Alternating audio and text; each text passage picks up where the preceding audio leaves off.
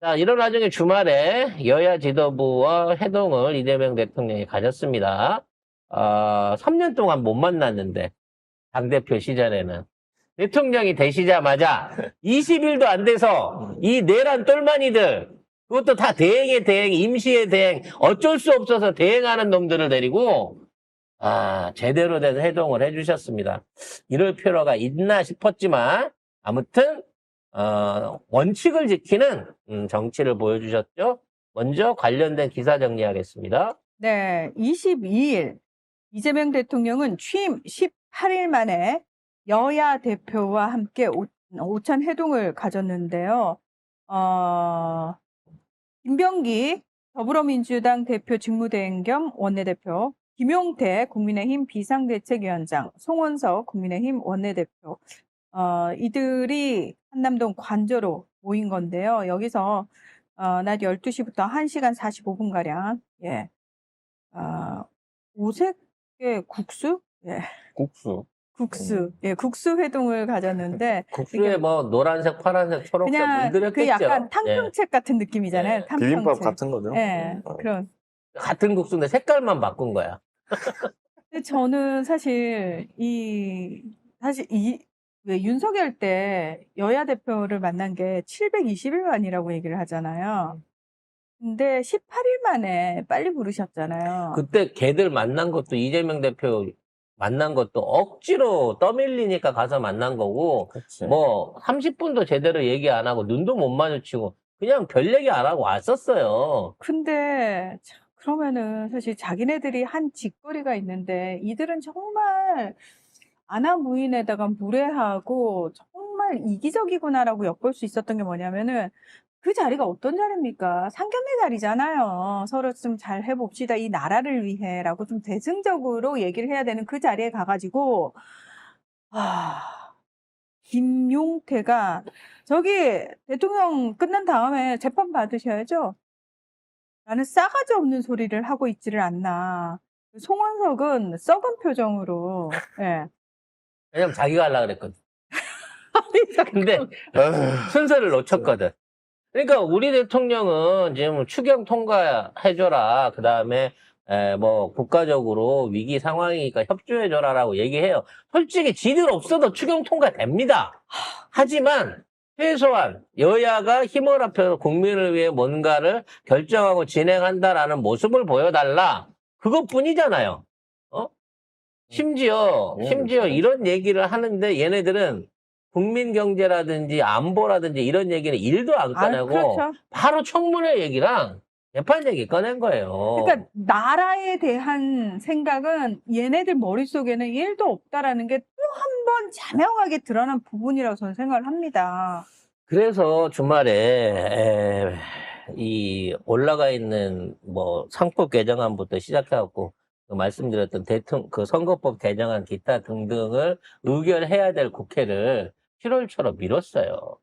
사실상 대통령이 말을 들어준 겁니다. 일단 연기를 시켜준 거예요. 왜? 지금 청문회부터 해놓고 먼저 잡음 있을 수 있는 부분 해명해놓고 나중에 가서 표결하겠다라는 차원에서 그럴 필요가 있나 이렇게까지 성의를 보여줬어요. 근데 이 새끼들 해주면 더 기어오를 새끼들이지. 맞아요. 뭐 해주면 안 돼. 뭐 들어주는 척만 해도 안 돼. 이 새끼들 안 돼. 가만 이렇게 불러줘도 대놓고 재판받는다고 약속해달라? 그런 놈들이 어딨어.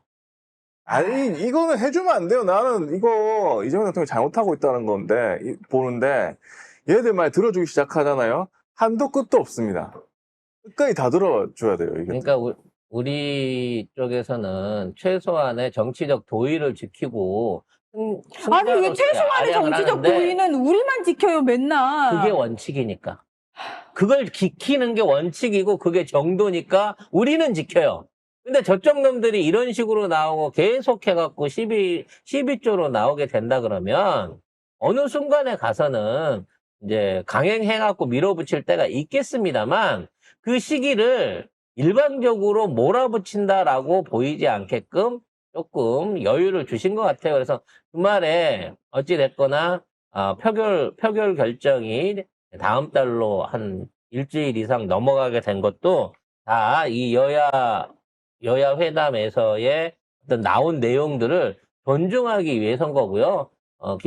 김민석 청문회에 대해서는, 총리 후보자 청문회에 대해서, 일단 청문회 내용을 보고 그 해명을 본 다음에 얘기하자라고 얘기를 하셨어요. 그러니까, 우리 쪽에서 요구한 거는 그거였죠. 기존에 있는 민생을 위한 법안들에 협조해달라라는, 추경에 협조해달라는 얘기 했고, 얘네들 요구했던 내용들에 대해서는 일부 받아들여서 이렇게 유예를 시켜줬습니다. 아니, 근데 걔들이 뭐라고 했냐면은, 추경안 내에 소비 쿠폰, 부채 탕감 정책, 요거 다시 재고해달라.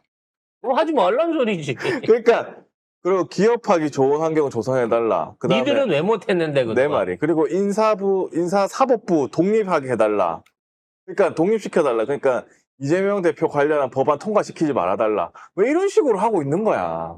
그러니까 깽판 놓으러 온 거야, 얘들. 이런 놈들은 말을 들어주면 안 된다니까. 거기다가 부동산, 연금, 의료, 노동, 교육, 정치, 선거제도를 개혁해달래요. 그래, 할 거야. 당연히 할 거야. 니들이 안 했기 때문에. 니들이 원하는 방향이 아니라 국민이 이런 방향으로 해야죠. 난 너무 기가 막힌 게 나라는 지들이 지난 3년간 다 망쳐놓고는 그래놓고 그러면은 살려내라고 하는 게 또 기업들만 살려내라는 거잖아. 국민들이 죽든지 말든지 이 지난 새끼는 상관이 없어. 3년간 대기업만 살려줬잖아. 근데 지금 이제 그거를 정상화 시키겠다라고 얘기하니까 뭐라 그래? 기업 하지 살리래잖아, 말자. 또다시. 그러니까 국민들은, 니들이 한 정책이 그럼 옳았다는 거니? 그래서 거기 같이 배석한 자리 중에 진짜로 우상호만 빼고는 솔직히 다 표정이 안 좋았어요. 참석한 인사들 자체가. 그 와중에 유일하게 이제 김병기 원내대표만 윤석열을 배출한 국민의힘이 진정성을 보여야 된다는 얘기를 했어. 이게 반성하려는 얘기야. 당연하죠. 니들 아직도 윤석열 해결 못하고 있잖아, 지금. 정확하게 이렇게 표현했어요. 국민의힘은 요구하기 전에 윤석열 정부의 과오 반성이 먼저다. 네. 당연한 거죠. 근데 이런 건 뉴스에 안 나와, 씨부란. 그리고 추경에 대해서도 시비를 거는데, 그동안, 지난 3년 동안 경제 어려우니까 추경해야 된다, 자영업자 구출해야 된다, 이런 얘기를 민주당이 계속 요구를 했는데, 그걸 거부권으로 또는 억지로 행정부에서 찍어 눌러서 막은 사람들이 니네들이잖아요. 그래서 그런 실패를 반복하지 않겠다라고 진행을 하겠다는 거야. 근데 얘들이 왜 막겠어요? 이거 했다가 결과가 좋아버리면 지들이 무능하고 지들이 이 나라를 망쳤구나라는 걸 자인하게 되기 때문에 어떻게든 못하게 막아보려고 하는 거야. 이 새끼들은 윤석열 하던 대로 하세요라는 거야. 그 나라를 3년간 말아먹은 놈들이 윤석열 하던 대로 하세요. 이게 말이나 됩니까? 문재인 정부 때 집권 초기에 권력 강할 때 검찰 개혁 못했다, 언론 개혁 못했다 이런 말 있어갖고 또 그거에 개판이다 이런 식으로 악플 쓰는 이직들이나 언론들이 있습니다만 그때는 여대 야수였어요. 처음에 집권 2년 동안은 국진당 애들이 훨씬 더 의원이 많았기 때문에 아니 한석 차인가 그랬어요. 국회에서 이게 통과가 안 됐어. 그리고 솔직히 그때는 국회도 국회지만 민주당 안에 수박들이 절반이라 우리가 갖고 있는 150석 가까운 그 숫자가 제대로 된 전열을 발휘를 못했기 때문에 초창기에 해결해야 될 문제를 못하고 지나갔단 말이야. 근데 한 번 당해봤는데 또 당하면 우리가 바보지. 그때 개혁을 못한 것 때문에 나중에 후반기에는 우리가 다수당이 됐는데도 불구하고 개혁 동력을 다시 일으키지를 못했잖아. 수박들 때문에 제대로 된 개혁을 못했잖아. 그걸 이미 거기서 보고 있었고 그때 피눈물을 흘렸던 민주당의 소수 개혁파들이 지금은 다 주류가 돼서 일하고 있어요. 박주민, 김용민, 정청래, 지금 활동하고 활약하고 있는 그 의원들이 지난번 정권 때는 어떠한 수모를 당하고 얼마나 여론한테서 민주당 내부에서 막 쥐어뜯겼는지 우리가 너무 잘 알고 있잖아요. 이제 대통령이 안 한다 그래도 민주당이 이 개혁을 멈추지 않습니다. 이재명 대표한테 노골적으로 뭐 재판 다시 받으세요. 그거는 별건의 문제겠지만 이재명 대표한테 다른 정치적인 사안을 요구하는 것 자체가 대통령. 그게 말이 안 되는 거예요.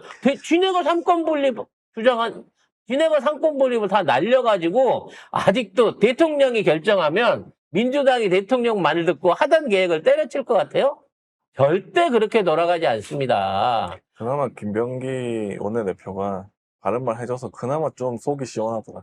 지금 진짜. 생각을 해보세요. 이미 지금 있는 상황에서 이재명 대표가 당에다가 어떠한 결정이라든지 뭐 의회에다가 압력을 넣거나 의원들을 뒤에서 조정하려고 들면 윤석열이랑 똑같은 사람 되는 건데 그렇게 하시겠어요? 그렇게 한다고 한들 민주당 사람들이 이걸 받아들이겠냐고. 지금 민주당의 목적은요.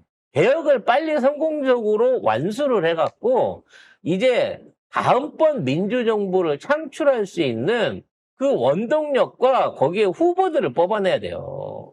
어차피 이재명은 대통령이 됐고 이제 임기 남아있는 5년 1개월, 4년 11개월 동안 그 임기 채우고 나면 그 자리에서 내려와야 되는 사람입니다. 그러면 그 민주당 정권을 지키기 위해서 또 다음 대통령을 만들기 위해서 지금 엄청나게 많은 민주당 후보군 정치인들이 제2의 이재명이 또는 그걸 뛰어넘는 이재명이 돼보겠다고 지금 자기 나름대로 엄청난 정치적 프렌드를 갖고 열심히 투쟁을 하고 있는 거예요. 왜? 지금은 대통령도 우리 편, 이 야당의 숫자도 우리 편, 국민적 여론도 우리 편이야. 민주당이 집권했던 지난 몇 번의 민주 대통령들이 있었지만 지금과 같은 여건이 이루어졌던 때는 한 번도 없었어. 지금 못하면 이 나라의 야당이 존재하는 한 절대 할 수 없어요. 거기다 대놓고 51%는 이재명 대통령을 안 찍었다고? 통계 사기치지 마. 그럼 그거는 51%는 니네를 찍었다는 어. 얘기처럼 들리잖아, 병신들아. 그리고 일단 투표율이 80이니까 20%는 빼고 계산을 해야지. 그 20%는 어떻게 되나 보자라고 관망하고 있는 사람들이야. 정치에 결론을 안 내린 사람들이야. 그러니까 엄밀히 따져서 말하자면 대한민국 인구 중에 49%가 이재명 대통령을 찍은 걸 맞아. 하지만 이재명을 안 찍었다고 해갖고 그 남아있는 51%가 다 니네 편이 아니라니까. 니네 편은 80%에 40%인 36%만 안 찍은 거야. 그 계산 말을 똑바로 하라고. 49가 이재명 대통령이거든. 전체적인 국민들한테 총 득표수라고 하면 니네가 얻은 표는 35%밖에 안 된다고. 전 국민한테로 계산을 하면. 어디서 기어올라, 어디서. 아무튼 뭐 이재명 대통령은 대통령이니까 이런 말 할 수 있다고 보고, 그러니까 뭐 당연히 해야 되는 말이긴 한데 민주당에서 좀 더 강하게 나가줬으면 좋겠다. 이렇게 아직도 이렇게 내란도 종식 못 하고 있는데 이거를 과연 이 협치나 협상으로 해가지고 할 수 있을까? 저는 뭐 회의적으로 봅니다. 네.